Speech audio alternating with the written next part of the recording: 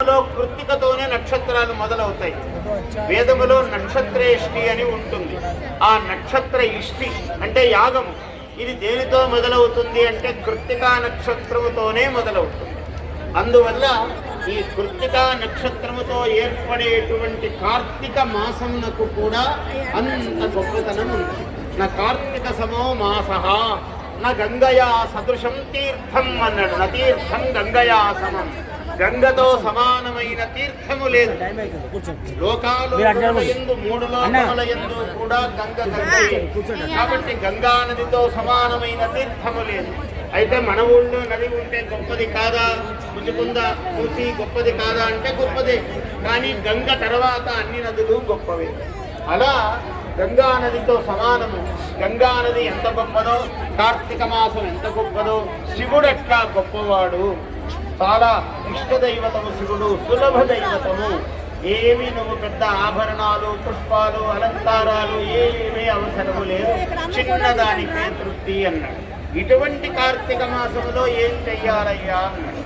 ఈ కార్తీక మాసము స్నానము, దానము, దీపము మూడింటికి చాలా ప్రసిద్ధి. ప్రతి మాసమునకు స్నానము ముఖ్యము భారతీయులకు. స్నానం ఎందుకంటే శుచి. శుచిర్విప్రశుచిర్కవి శుచిరోచత ఆహుత అన్నాడు. శుచి అన్నది చాలా ముఖ్యం మానవుడికి. అందుకని 3 వేళలలో మానవుడికి స్నానము విధించాడు. ఉదయము అంటే సూర్యోదయాల పూర్వం, మధ్యాహ్నము, మళ్ళీ సాయంకాలము. ఈ 3 వేళల్లో స్నానం అన్నారు. అబ్బా 3 సార్లు ఎక్కడ చేస్తాం గురువు గారు? కనీసం 2 సార్లు స్నానము చేయాలి. ఆ ఒక్కసారి చేసే స్నానమైనా సూర్యోదయాత పూర్వము చేయాలి.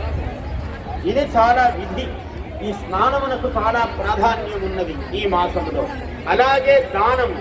నువ్వు ఏదైనా దానము అనేది భారతీయ సంస్కృతిలోనే, వేద సంస్కృతి, సనాతన వేద ధర్మంలోనే చాలా గొప్పది దానం. దానం అంటే నీకున్నదేదో ఇతరులకు ఇవ్వడం, నీకున్నదానిలోనే కొంచెము ఇవ్వటము అన్నది. ఇవ్వటము, దానము అనే లక్షణము మానవునికి అలవాటు అవుతుంది. ఆ మానవునికి ఈ అలవాటు రావాలి. ఎందుకు రావాలి అంటే మానవుడు ఎప్పుడు నాకే కావాలి, నేనే తీసుకోవాలి అంటూ ఉంటాడు. అట్లాంటిది కాకుండా మన దగ్గర ఉన్నదానిని దేయం దీనజనాయచ విత్తం. దేయం గీతానామ సహస్రం, దేయం దీనజనాయచ విత్తం. ఇట్లా ధ్యేయం శ్రీపతి రూపమజస్రం అన్నాడు. అందువల్ల శంకరాచార్యుల వారు ఏమన్నారంటే ధ్యేయం దీనజనాయచ విత్తం. మనకన్నా లేని వాళ్ళు ఎవరుంటారు?